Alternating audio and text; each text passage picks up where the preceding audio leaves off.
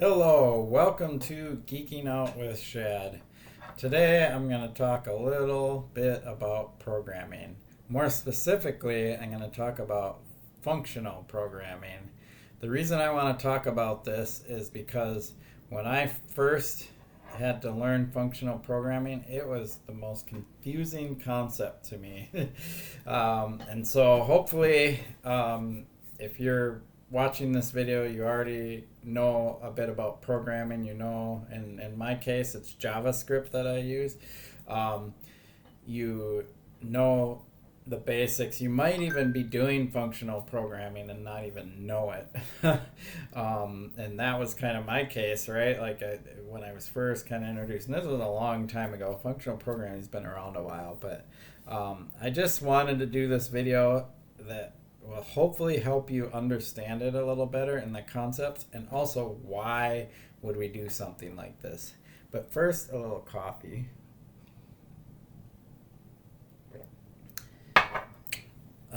Coffee that makes me or helps me write software. Okay, so let's get into some super basic functions that do some things, and I'll explain that, and then I'll talk about where this redundancy lies, because the idea here with functional JavaScript is we want to reduce redundancy. So let's show some redundancy, then I'll jump into showing you how to get rid of it. Okay, so over here on the left is some HTML with a div. If you don't understand this stuff, you're way in over your head on this video. So hopefully you understand the basics. So I have an ID, output, and then this class display. I have some CSS hidden, but we don't care about CSS. All that's doing is displaying this in the center and showing it in a bigger size. So that's what this does. So we're going to focus on this ID, output. Over here in JavaScript, I have this function called display multiplication result, and it takes a multiplier as a parameter. Again, if you don't understand parameters being passed in and this and that, you're way in over your head. So that parameter, the multiplier, gets used here, so I can do 50 times whatever I pass in as the multiplier, and that's going to give me the total. And then over here, I want to display that total. And that's going to show up in this div over here, and that's how we get the display to show up down here, this 200 that you see, right? So super basic. It's just a function that's going to do some multiplication and then display it. Down here, I call the function display multiplication result, and I pass it that multiplier that I want. So in this case, I'm passing in a 4, so it's going to multiply 50 by 4 and show me that result. I can do 2 for 100, right? Or if I want to do something that I can't just do in my head, I can pass in a big number, right? And have that come out to a result.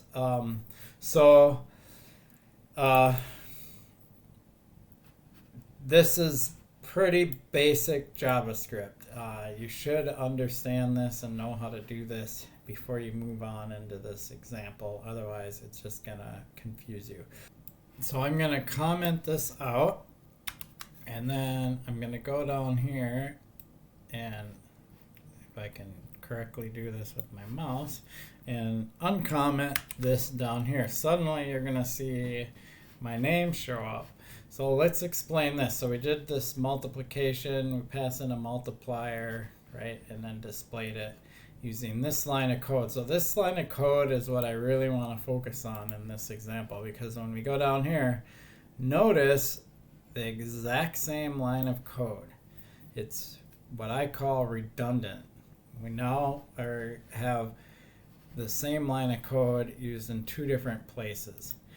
That's what we want to try to avoid. So let's just run through this super quick. Again, if you don't understand what's going on here, you're getting in above your head. So a name object has my first name and last name in it. Display name takes a name object. I'm going to go ahead and extract the first name out of that object, the last name out of that object, concatenate them together into a full name, and then I'm going to send that full name over into the display over here in this div, which is going to show my name here. So again, pretty basic JavaScript that hopefully you already understand this. So then I call display name, I pass in the name object, which is already defined up here. So, I mean, I can change this to, you know, Bill, you know, Johnson, right? No idea why I chose that, but so that object can change and it'll just parse through it and display the name down here. All right, so what I want to avoid is this redundancy here. I don't want to have this in every single function that does some type of logic thing with something that's passed into it. In that case, it's parsing through an object to get my full name. In this case, it's doing some math to get a total, and then it's calling that same function to display. That's called redundancy.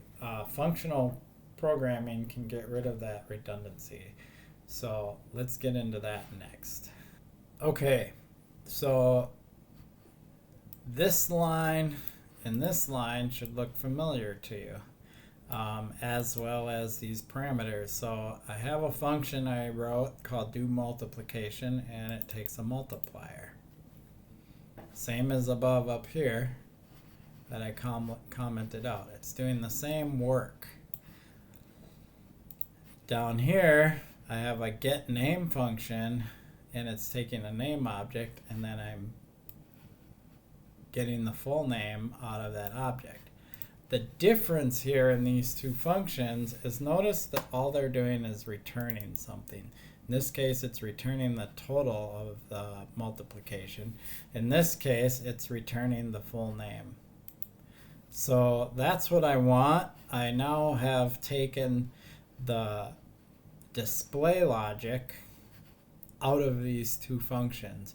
And I renamed the functions a little bit. And the reason why I did that is I like things to be simple.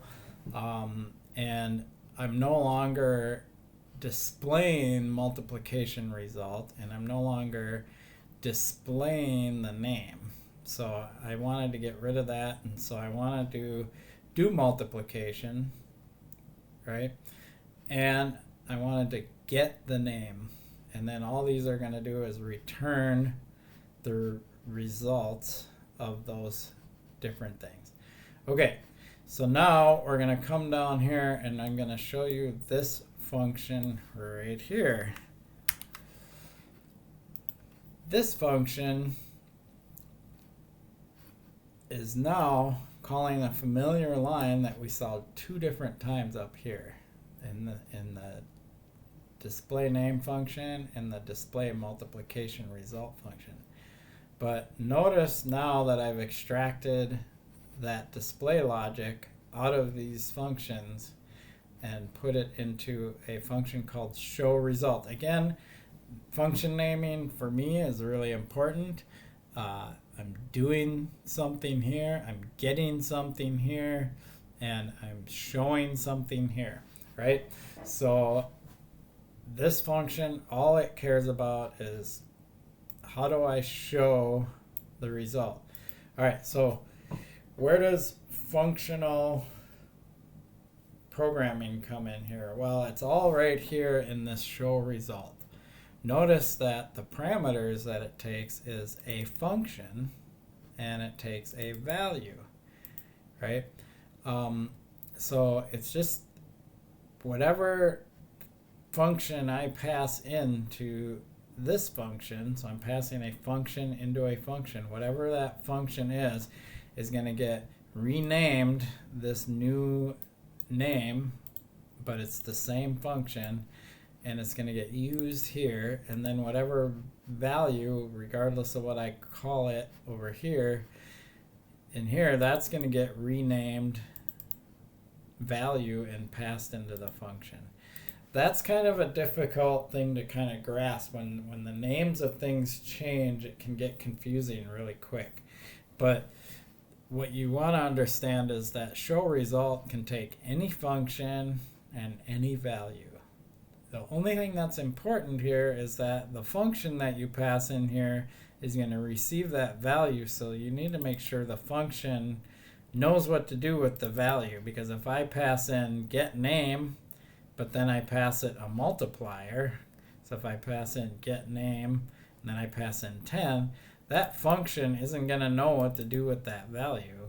It's going to be like, well, I don't know what to do with 10, because if you pass in 10, you know, an integer here, it's going to get to this and it's going to have an integer and it's going to fail.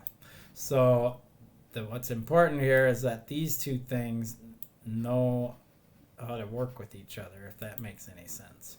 That's kind of a tough concept to grasp, especially when you're new at this. So it's important that you understand that, because over here, I'm now going to call that function that's being passed in, and I'm going to pass the value to it. So that function needs to know what to do with that value. Very important to understand that. Now, show result is always going to have this here and always going to display it within this div. The reason nothing's displayed right now down here is because I haven't called show result yet, which I'm going to do in a minute here. So we're at a point where understanding how this works is really important. So notice that we start out with two functions, right? Display name and do multiplication that are now commented out. And then I called those functions and they displayed the work that they did, right? Down here, I now have three separate functions. And it's like, well, what? Now I have more functions. Isn't that making things more complicated, right?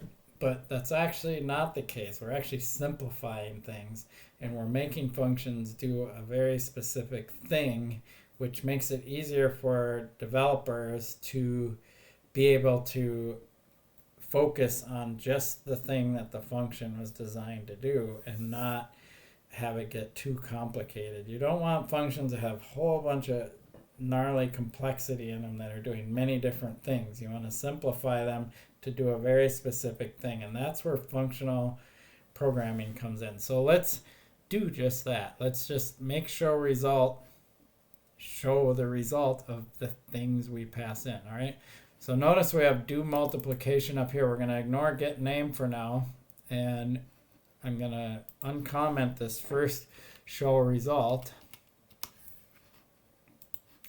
And there we go.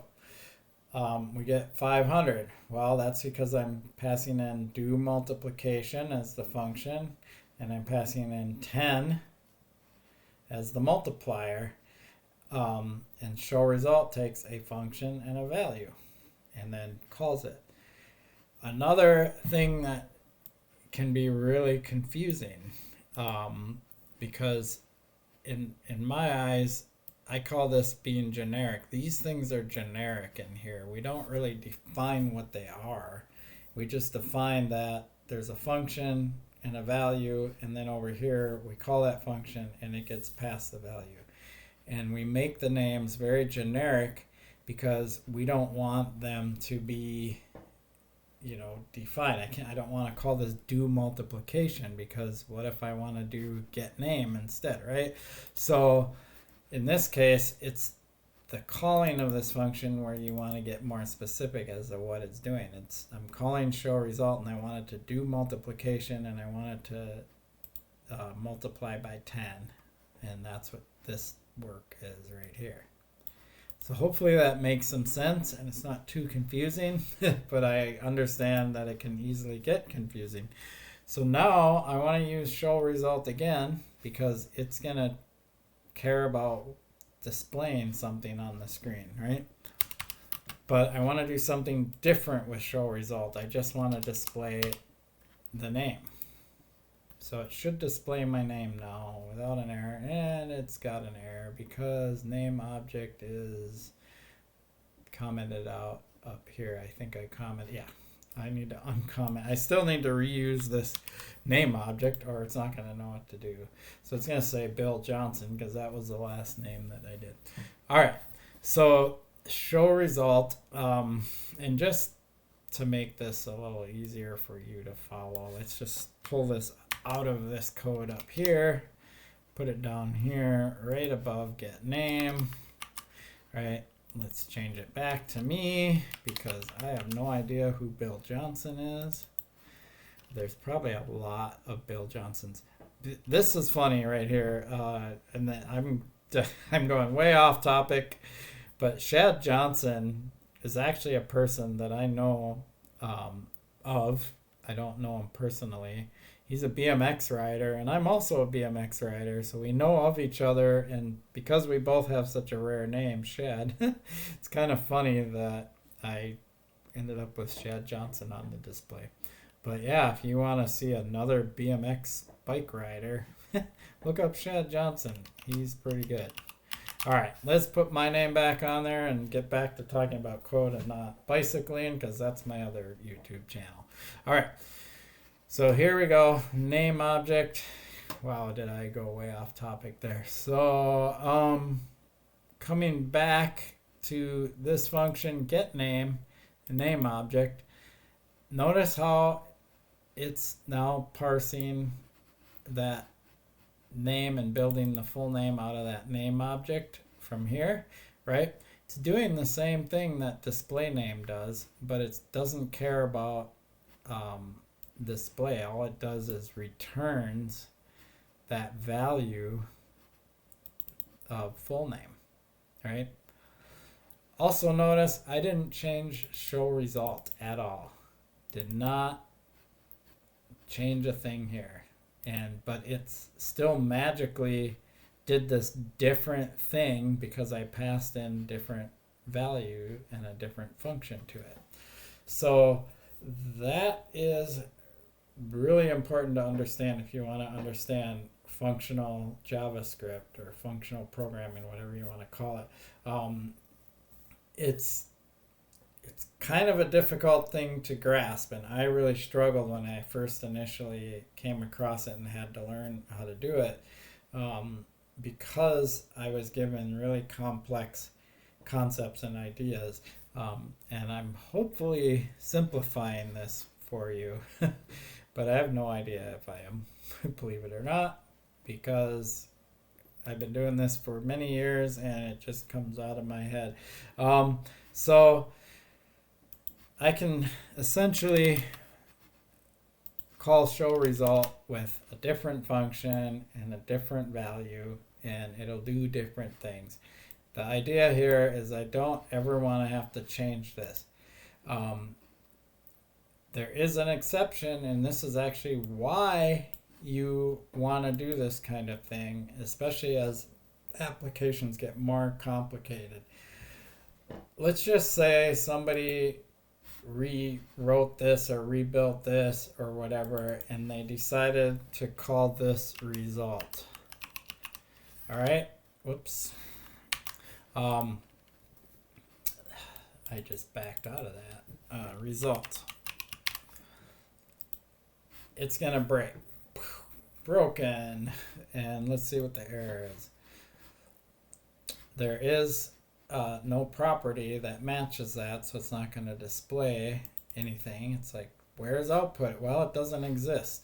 Okay, now if I had to fix this in the way we did things up here, I'd have to go 2 different places and change this identifier to result.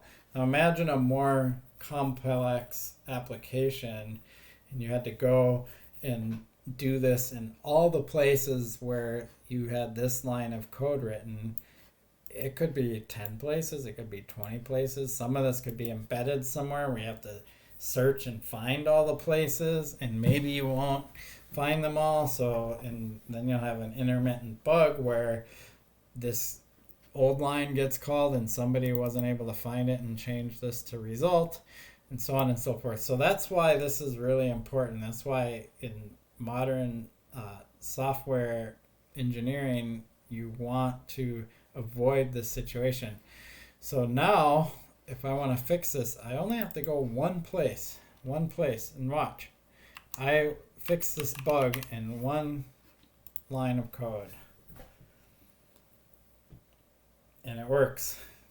Also notice that now, if I call this, it also works. It doesn't, like, everything's separated. I have a separation of concerns here where these two functions, the get name and the do multiplication,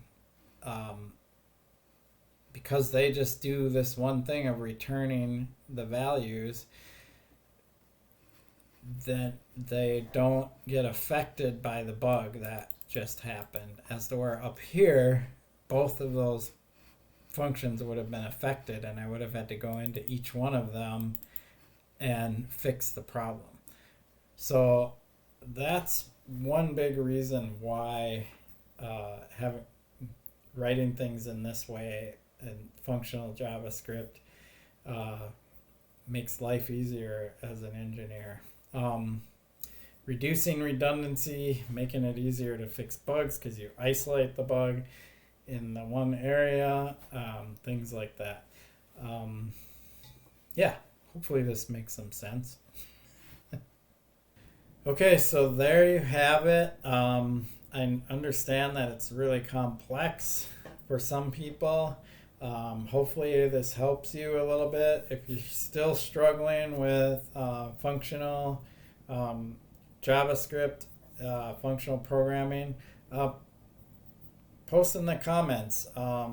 Let me know if you have questions. I may not go and answer everybody's individual question because that's time consuming, but what I can do is, based on people's confusion on this, is I can do another video trying to clarify some of your questions. So definitely, if you have questions about this, post them in the comments, and that'll help me be able to, create another video to help clarify this, because this is a super important thing to understand about JavaScript and any language that you can do functional programming with.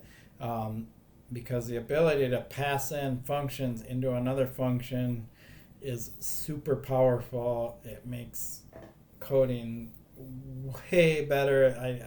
I understand, like when I first dove into it, I was like, man, this is so confusing. This is so challenging. But once I grasped it and started understanding it, it just became the most powerful tool imaginable. It just blew my mind, and so hopefully you can discover that same thing.